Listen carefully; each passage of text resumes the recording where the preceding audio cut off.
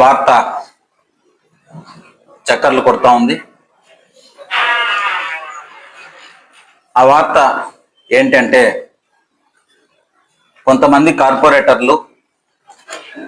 కార్పొరేటర్లని ఎవరో టీడీపీ కార్పొరేటర్లని ఎవరో తాయిలాలు ఇస్తున్నారు, బెదిరిస్తున్నారు, ఆశ చూపిస్తున్నారు అని చెప్పి సోషల్ మీడియాలో ప్రచారం జరుగుతూ ఉంది. అయితే ఈ సందర్భంగా నేను అడుగుతా ఉన్నా, 2021 కార్పొరేషన్ ఎన్నికల్లో నెల్లూరు నగరంలో కార్పొరేషన్ పరిధిలో ఉన్నటువంటి 54 కార్పొరేట్ స్థానాలని వైఎస్ఆర్ కాంగ్రెస్ పార్టీ విజయం సాధించడం జరిగింది. 54కి 54 స్థానాలు వైఎస్ఆర్ కాంగ్రెస్ పార్టీ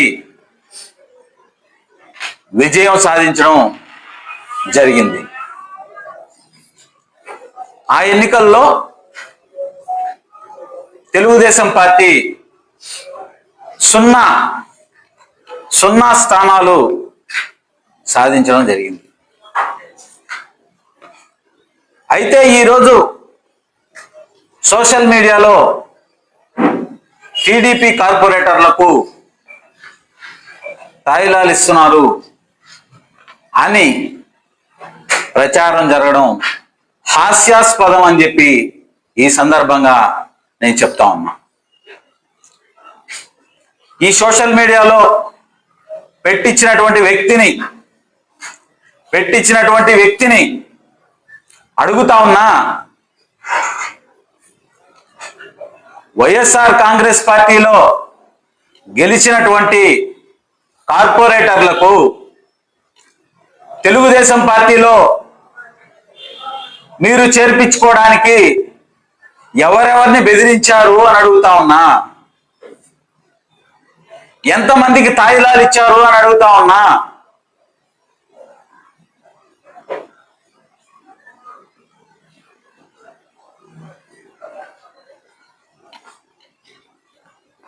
ఒక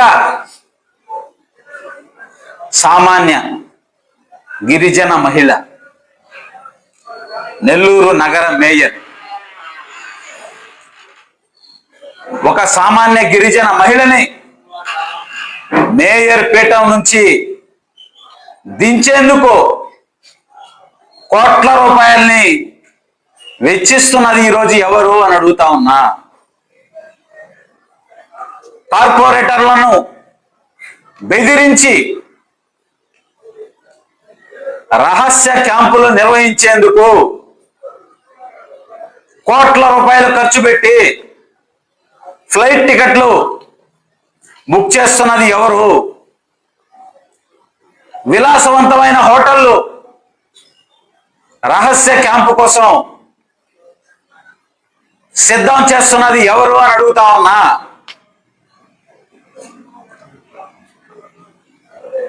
కోట్ల రూపాయలు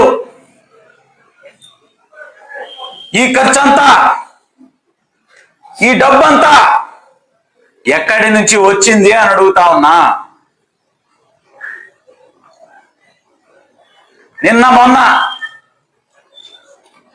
దుర్మరణం చెందినటువంటి కామ్రేడ్ పెంచలయ్య గారి లాంటి ఎంతో మంది జీవితాలు సర్వనాశనం చేసినటువంటి గంజాయి మాఫియా డబ్బు కాదా ఇదంతా అని అడుగుతా ఉన్నా. కోట్ల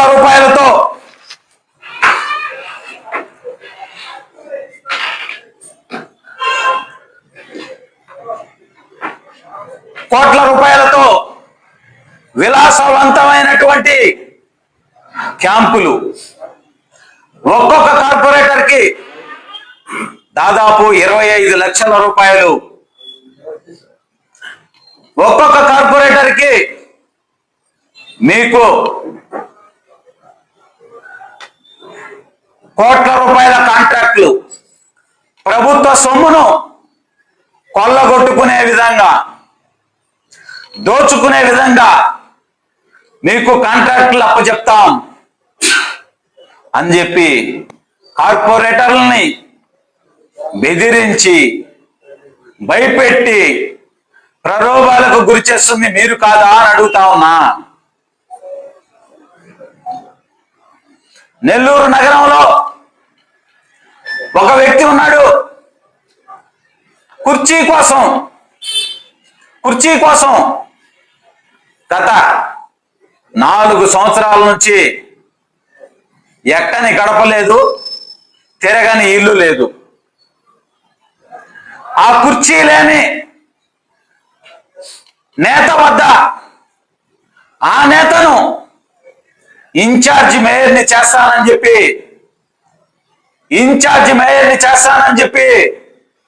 2 కోట్ల రూపాయలు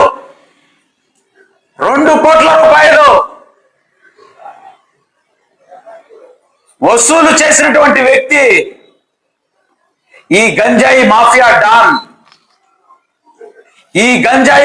డాన్ కాదా అని అడుగుతా ఉన్నా. ఈ విధంగా ప్రలోభాలు, బెదిరింపులు మీరు చేస్తూ సోషల్ మీడియాలో టీడీపీ కార్పొరేటర్లను బెదిరిస్తున్నారు, తాయిలాలిస్తున్నారని చెప్పి ప్రచారం చేయడం హాస్యాస్పదం కాదా అని చెప్పి ఈ సందర్భంగా అడుగుతా ఉన్నా.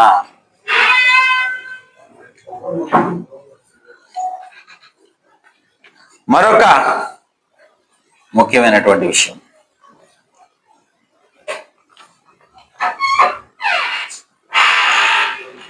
నాకు రాజకీయ భిక్ష పెట్టింది రూరల్ ఎమ్మెల్యే కోటమిరెడ్డి శ్రీధర్ రెడ్డి గారు అని చెప్పి చాలా రోజుల నుంచి సోషల్ మీడియాలో, కొన్ని మీడియా ఛానల్లో చాలా మంది మాట్లాడడం జరుగుతూ ఉంది. వాస్తవం, నా సతీమణి మేయర్గా ఎన్నిక కావడానికి నీ పాత్ర ఎంతో కొంత ఉండడం వాస్తవం. వైఎస్ఆర్ కాంగ్రెస్ పార్టీ, వైఎస్ జగన్మోహన్ రెడ్డి గారి ఆశీస్సులతో నెల్లూరు నగర మేయర్గా నా సతీమణి శ్రవంతి గారు నెల్లూరు నగర మేయర్గా కావడం జరిగింది. అందులో మీ పాత్ర ఉన్నటువంటి మాట వాస్తవం. అయితే ఈ సందర్భంగా నేను ఇంతకు ముందు కూడా చెప్పడం జరిగింది, కార్పొరేటర్కి కూడా అర్హత లేనటువంటి మిమ్మల్ని వైఎస్ జగన్మోహన్ రెడ్డి గారు ఎమ్మెల్యేగా అవకాశం ఇచ్చినటువంటి మాట వాస్తవం కాదా? కొన్ని వేల మంది సమక్షంలో నేను చనిపోతే నా పాడె మోయడానికి జగన్మోహన్ రెడ్డి గారు రావాలి అని చెప్పినటువంటి మాట వాస్తవం కాదా అని అడుగుతా ఉన్నా. వైఎస్ జగన్మోహన్ రెడ్డి గారిని, వైఎస్ఆర్ కాంగ్రెస్ పార్టీని మీకు పెట్టినటువంటి రాజకీయ భిక్షని కాలుతో తన్ని వెన్నుపోటు పొడిచింది మీరు కాదా అని అడుగుతా ఉన్నా. మాటకొస్తే నాకు రాజకీయ భిక్ష పెట్టారని మాట్లాడుతా ఉన్నారు. ఈ సందర్భంగా కొన్ని విషయాలు వారికి రూరల్ శాసనసభ్యులు కోటమిరెడ్డి శ్రీధర్ రెడ్డి గారికి గుర్తు చేయదలుచుకున్నా. నెల్లూరు నగర ప్రజలకి తెలియజేయదలుచుకున్నాం. మీరు ఇంటింటికి పాదయాత్ర చేయాలని చెప్పి నిర్ణయించుకున్నటువంటి సందర్భంలో కాకుపల్లి గ్రామంలో మీరు వెళ్తే కనీసం పిలిచి కుర్చీ వేసే మనిషి లేకపోతే, కనీసం కుర్చీ వేసి కూర్చునే మనిషి లేకపోతే అక్కడ నాతోటి తిరిగే విద్యార్థి నాయకుడు, నా సొంత మనిషి అక్కడ పెట్టి మీకు కుర్చీ వేసి 10 మందిని కూర్చోబెట్టిన మాట వాస్తవం కాదా? మాట మర్చిపోయారా అని అడుగుతా ఉన్నా. ఎల్లంటి గ్రామంలో ఇంటింటికి తిప్పేదానికి మనిషి లేకపోతే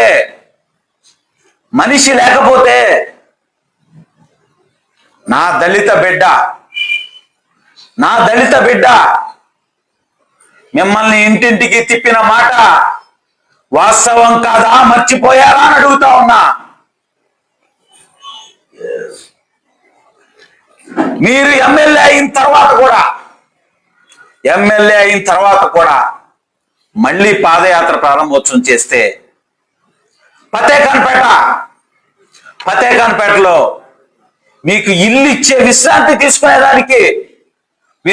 తీసుకునేదానికి ఇల్లు కూడా ఇచ్చే పరిస్థితి లేకపోతే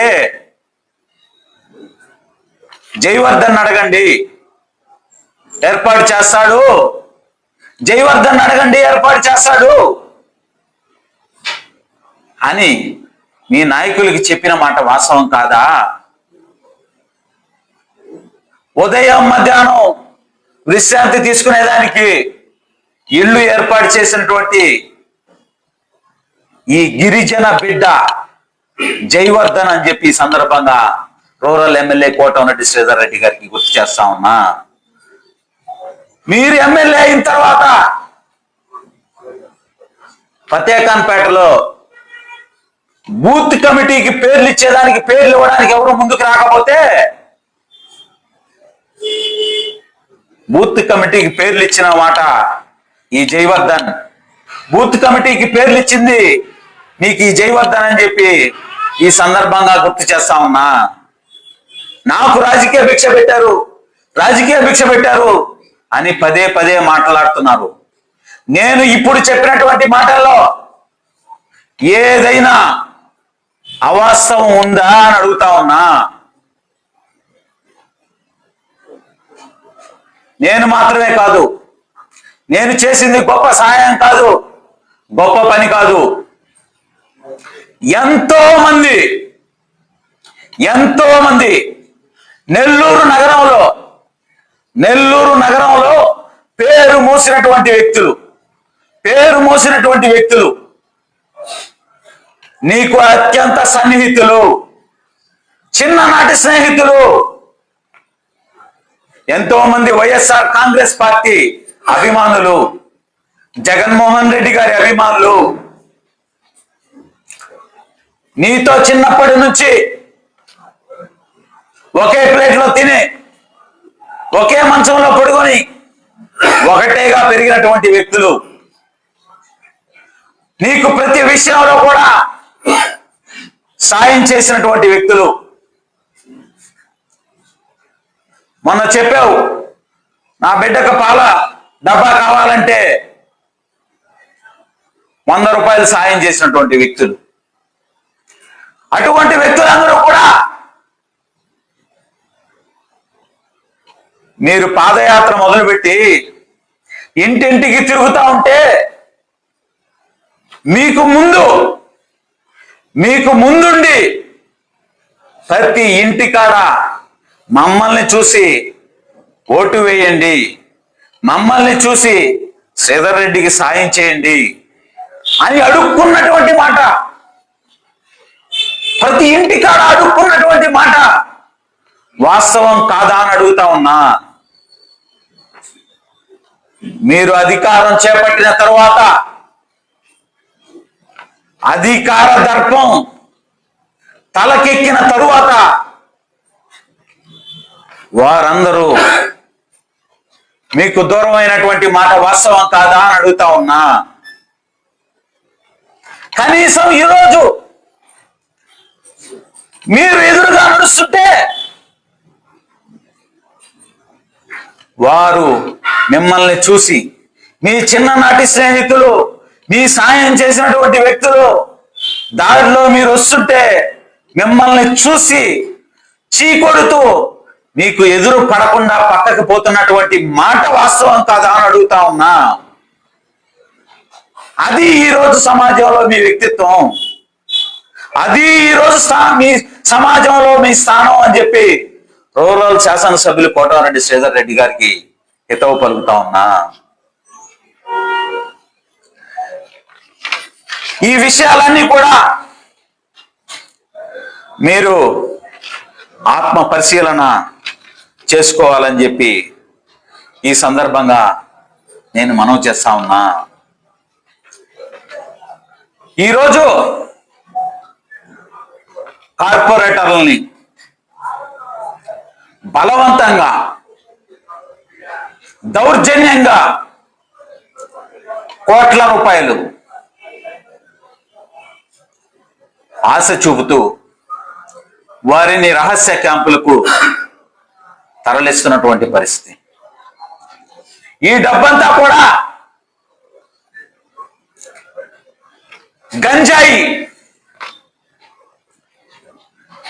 గంజాయి ద్వారా సంపాదించినటువంటి మీరు, మీ సోదరుడు కోటమిరెడ్డి గిరిధర్ రెడ్డి గారు సంపాదించిన డబ్బు ఎంతో మంది జీవితాలు నాశనం చేసి సంపాదించినటువంటి డబ్బు అని చెప్పి ఈ సందర్భంగా చెప్తా ఉన్నా.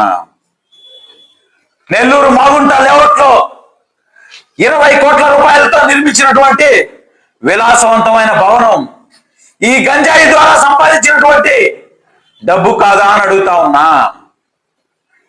బెంగళూరులో 100 కోట్ల రూపాయలతో నిర్మించినటువంటి షాపింగ్ కాంప్లెక్స్ ఈ గంజాయి సొమ్ముతో సంపాదించినటువంటి డబ్బు కాదా అని అడుగుతా ఉన్నా.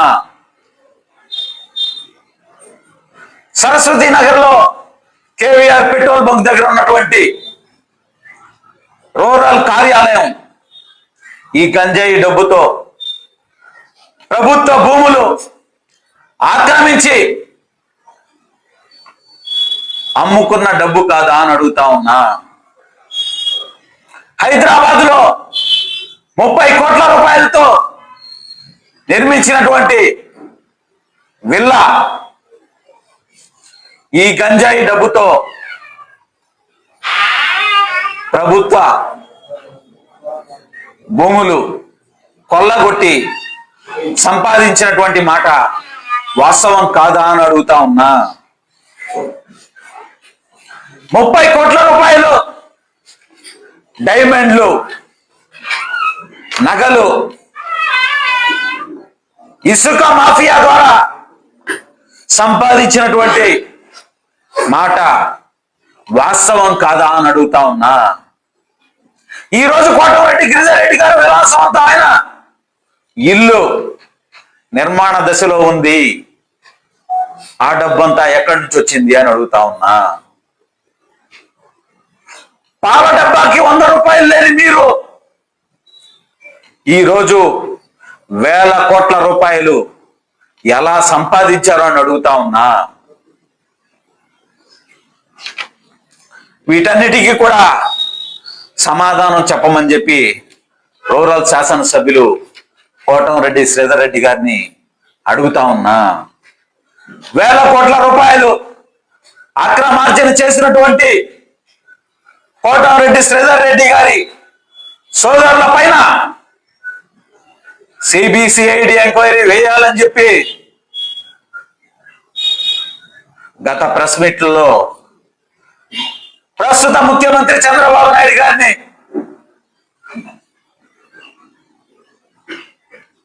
డిప్యూటీ సీఎం పవన్ కళ్యాణ్ గారిని లోకేష్ గారిని, ప్రధానమంత్రి గారిని కోరడం జరిగింది. మళ్ళీ మళ్ళీ కూడా ఈ గిరిజన బిడ్డ మిమ్మల్ని అర్థిస్తూ ఉన్నాడు. మా గిరిజన నాయకుల్ని ఫోన్ల ద్వారా బెదిరిస్తూ ఉన్నారు. ఫోన్ రికార్డింగ్ కూడా మీకు సమర్పించడం జరిగింది. పోలీస్ అధికారులకి ఇవ్వడం జరిగింది. అనేక ఛానళ్ళలో రావడం జరిగింది.